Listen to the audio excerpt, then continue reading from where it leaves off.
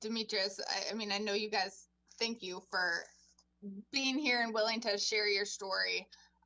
Demetrius, can you start and tell us a little bit about yourself and your overall health before the pandemic? Okay. Well, thanks for having me. But well, let's see. Let's start off. I'm a graphic designer for the University of Louisville at JB Speed School of Engineering. And I was just gonna say, my overall health before all of COVID was actually really well. I mean, I worked out. Um, any, I really didn't have any kind of chronic illnesses. I mean, the only thing I had was probably asthma, but it wasn't even that bad. I never, I mean, I maybe had a rescue inhaler, but never touched it. Other than that, I mean, it was about it. I lived life just like everyone else, just, continued on day to day. And so, How can you tell us about when you became ill with COVID-19? You spent 95 days in the hospital and a month in an induced coma. What do you remember from that time? oh man.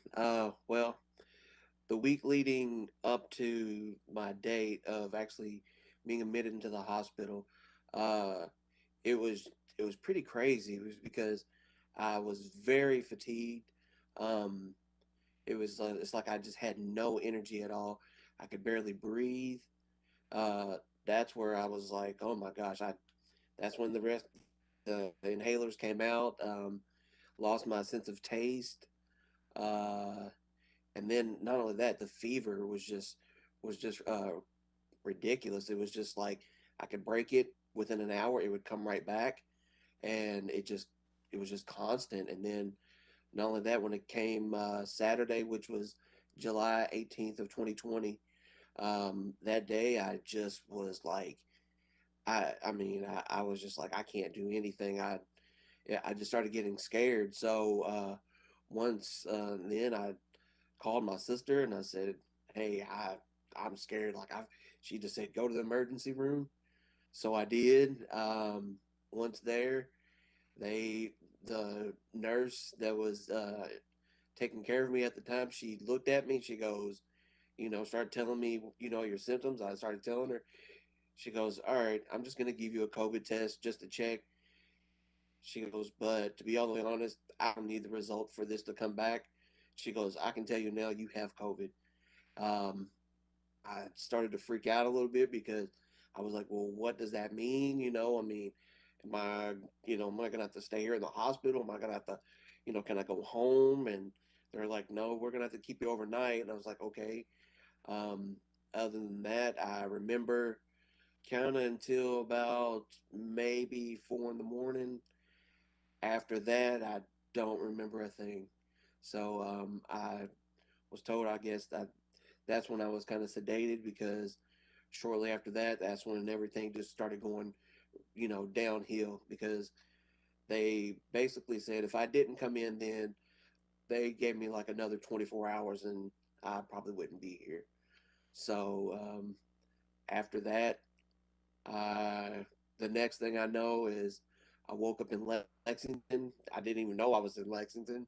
Um, had a nurse come in and in the full getup of with the helmet and everything, and I was looking around. I was just like, not knowing, not seeing a familiar place that I was in at all. And then, as you know, she was just like, "Hello, Mr. Booker, how are you?" And I'm just wondering, like, first thing I was like, "Why can't I talk?"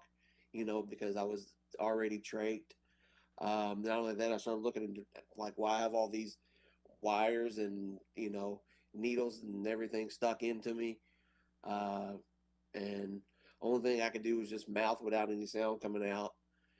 She just didn't ask me. She was just like, "Yeah, do you know what day and month it is?" And no, she asked me what do I know what month it is. Only thing I said was July, and she said no, it's September, and I was just like shocked. I couldn't. It was just like it was so surreal because I was like, wait, what? Just to tell somebody, that so much time has passed. And then, after that, they kind of just started to tell me a little bit of everything. But yeah, other than that, it was it was a long and just really tough journey. During that time, during my whole entire stay, um, because even after leave, because even when I woke up, from the coma and then finding out, some of the things that I had been through, I still actually had COVID. Like I couldn't even leave Lexington. I was not allowed to see any family members. Yeah, no one was allowed to visit. Only way I could see people was through a monitor. I was basically placed in a bubble. After that, um, That makes after sense. that, I was there for just a couple more weeks until I was actually clear of COVID, and then I began my journey back to Louisville, where I was at Kindred Hospital. I was there for a while. Then after Kindred, then back to Baptist for rehab. So yes, it was definitely a long journey. Sounds like a really long journey, but we're so glad you made it. How are you feeling today? What's life been like since you were released from the hospital and and treatment? What long term effects have you been experiencing? Well, to be all the way honest, I feel really good today. Um, Only long term lasting effects I have to say right now is the breathing. The breathing is still difficult at times just because the damage that COVID did to my lungs. Because the thing about it was, what was explained to me is that, the lungs can heal, but they do not regenerate. So whatever damage is done is done. So um, that's been the only hardest thing to deal with. But other than that, I've still been trying to get out to exercise. I have a 5-year-old little girl that definitely keeps me on my toes. So, taking care of her, that's like that right there is exercise on its own, as you can imagine. But I'm trying to. Other than that, I mean, other than that, like I said, I do feel really good. I don't have like a negative or like bad feeling about anything about what happened to me. I always try to have a positive outlook on it, just because I'm just glad that I'm here. I feel blessed. So yeah.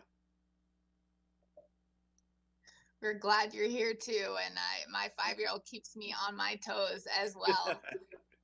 So I know you're fully vaccinated and just recently got your booster last week. Can you tell us why you decided to get vaccinated? Yes. Well, it was difficult at first. I mean, it wasn't difficult just to know the fact that just to get vaccinated. That wasn't the thing. It was the one the one thing that kept just replaying over my head was basically when the doctors tell you, hey, if you get sick again like this, they're like, you're not gonna make it. You know, good thing the health I was in beforehand going in, because being on the ventilator, being on ECMO, everything, my body took a beating, from all of that stuff. So, and I mean, I lost a lot of weight. I've gained. I probably have to say I've gained most of it back, like by now. But yeah, I probably lost, I think, about 60 or 70 pounds within that time frame. Um, but yeah, it was just it was just, oh man, just yeah, when they just tell you that you're not gonna make it, if you get sick. I mean, it's basically a no brainer to go get the vaccine. Well, thank you for being willing to share your story and inspire others. I really appreciate it. So I'm going to move on to Jody now. We'd like to hear from you. And first question, can you share what life was like before you contracted COVID-19? Yeah, it was. My life has always been hectic, but I've never had really any health, knock on wood, issues. No underlying conditions. I have a thyroid problem. I've had all my life. It's kind of a hereditary problem, and that was the only thing that I had like growing up, and even when I was kind of before COVID. I worked at the Courier Journal for 20 years. Hi, Debbie. I see you there. I know you're out there. And then in 2012, I left and went on my own to do some other work. I now work for 24/7 Sports, and I run a website that covers University of Louisville all athletics at the University of Louisville. I do and have done for a few years U of L basketball and football on the radio on the radio network. I do some ACC network stuff to where I broadcast Louisville field hockey and baseball and basketball and other things. So just a lot of different things media wise and a lot of different things in sports wise here. In town. Have been doing it all my life here in town, and that's kind of me in a nutshell. Sports and Louisville and the University of Louisville. But again, before all this happened, really no health issues at all. Just a thyroid condition. And like I said, I've had that since I was real young. Well, tell us about when you first learned you had the virus and what happened afterwards. Well, it's nothing's funny, obviously, with the virus, but I do have to laugh whenever you show those graphic the charts and that. I'm at the very beginning, and most of the time now it doesn't even show me. We're so far away from there. I was actually at the ACC tournament in Greensboro doing radio. Well, we didn't do radio because the games got canceled, but I was there with the Louisville basketball team when everything got shut down on March 20th. In the college basketball world, and I was on the actual plane with the team, so we flew back on Friday morning. And then it was the next Wednesday. It was March 25th. I remember we had gone to visit my wife, my mom, my wife, and two kids had gone to visit my mom. We were out in the driveway. We were already socially distancing and trying to do things, with what everybody was telling us, kind of how to do things. And I came home and I felt chilled. I felt weird, and my wife immediately was like, "You go in there. We're going out here, and we're going to quarantine from you just in case." And for about 4 or 5 days, I guess I had a fever. It was off and on. I was in contact with my doctors, and I wasn't showing all the symptoms at the time that were COVID. It was a lot of other things, and my doctor was like, I don't know that, at that time, I don't know that you have it. I don't know that we need to test you, kind of thing. And come around, it was like 7 days later. I think it was April 1st on a Wednesday night, and I just felt terrible. And over the night, I remember sneezing at one point, and like it felt like every bone in my body was going to break. The next morning, it was a Thursday morning. My wife came to check on me in our room where I was quarantined, and I said, I can't catch my breath. I can't stop coughing, and I just feel terrible. So she said, "Okay, let's call the EMS," and she did. And when the EMS got here, they asked her, can he come down? And I'll never forget the moment I tried to get out of my bed, and I couldn't go any further. And so they got in their hazmat suits and came up and took me out. And when they took me out, I had a high fever, and my oxygen level was really, really low. And they were like, "Okay, we'll get you out of here," and they did. And I went to the hospital right then. I was on the ventilator the next morning, on a Friday morning. They had put me, they did some tests, or did everything, and had done the COVID test. And Friday morning, I didn't even know. I mean, I knew I had COVID at the time, but I didn't know for sure that the test had come back, and I don't think it did come back until after I was on the ventilator. But they put me on the ventilator on Friday morning, and the next thing I remember was the next Wednesday night, late Wednesday night. It was kind of stormy outside. I woke up. I was still on the ventilator. I was still strapped down and had it going. And then the next morning on that Thursday morning, they took me off the ventilator, and then it was I guess a week and 2 days that I was in the hospital. So that's kind of my at least experience with it. So um, I initially showed symptoms on March 25th of 2020 and got out of the hospital on April 15th of 2020. Wow, another long story there. How has COVID changed your life since April of 2020? I'm very fortunate in the fact that my lungs are fine. I knock on wood every time I say that, just because I guess we never really know for sure down the road. But My breathing is fine, my lungs are fine. The couple times I have had a chest X-ray or they look, I always kind of, you know, to catch my breath for a second, say, please, just, I just want that picture to show that it's fine. And I feel good in that capacity. It's crazy because I go about my everyday life.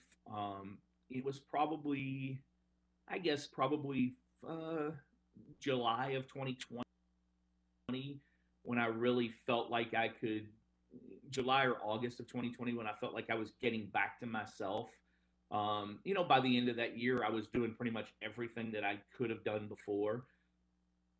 And now I do, my hectic lifestyle. I'm back at, all the work, all the things that I do with two kids and family and everybody, around me. So I'm back to that, but it's just, there's days when, like Christmas morning was a perfect example. I woke up Christmas morning and I just didn't feel right. And, I had a dizzy spell that morning about, 11 or 12 o'clock that afternoon. And that one only lasted for a few minutes. I have them every now and then. It's kind of lightheadedness. I kind of feel, a little dizzy, a little disoriented. And, everything checks out fine with me. My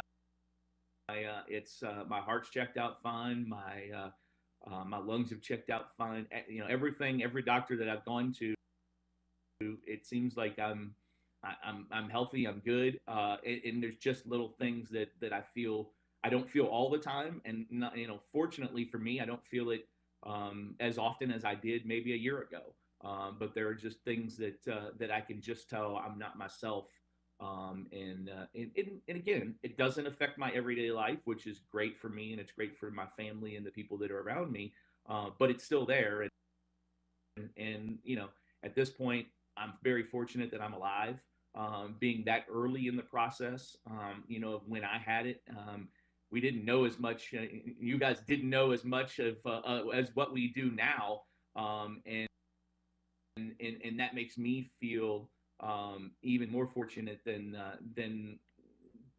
I would, I think, because of the fact of that I did have it so early, and there were so many people trying to figure out things that it was. A funny little aside story of mine is the doctor that I had, who was taking care of me when I got to the hospital, had just come back from a quarantine where she and her husband had COVID. And so they were like literally one of the very first cases in Louisville to have it. And, I know she had told me, she said, I spent my quarantine learning on what I was going to be treating when I went back. And, those kind of, that made me feel good. I don't know that I felt great at that time, but it did make me feel good. And so I live my life, and I haven't really, had a whole lot of things that have affected my day to day life, but I still feel it a lot.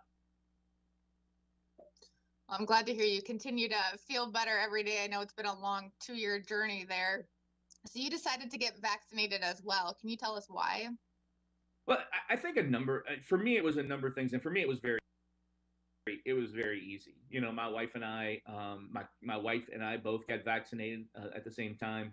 Both of my kids have now been vaccinated. Actually, my daughter just got her booster recently. We've all got both shots and have been boosted. To me, it was pretty easy because I remember thinking back. I remember thinking back to the day when I couldn't get out of bed.